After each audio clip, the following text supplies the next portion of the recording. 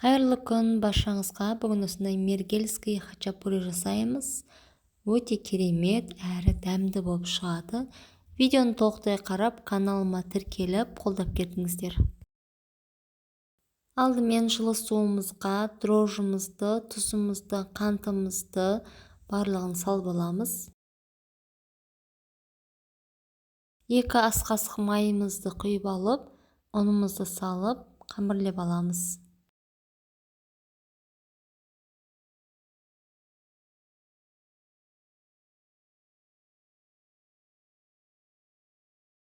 Қамырымызды илеп болып, бетін жауып 1 сағатқа демалдырып қойып қоямыз. Сырымызды теркадан өткізіп, дайындап аламыз.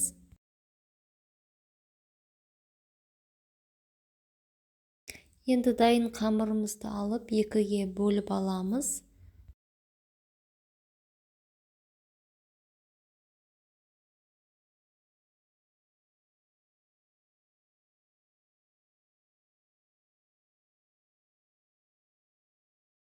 Қамыр бөлігін алып, осылай қолымызбен жайып, ортасына сырымызды салып, осылай жауып аламыз.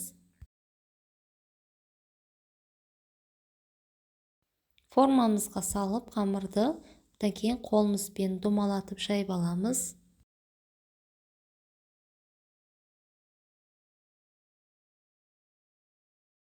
Бетіне жұмыртқамызды жағып, одан кейін үстіне азырақ сырымызды салып аламыз. 180 градуста 20 минутқа пісіріп аламыз.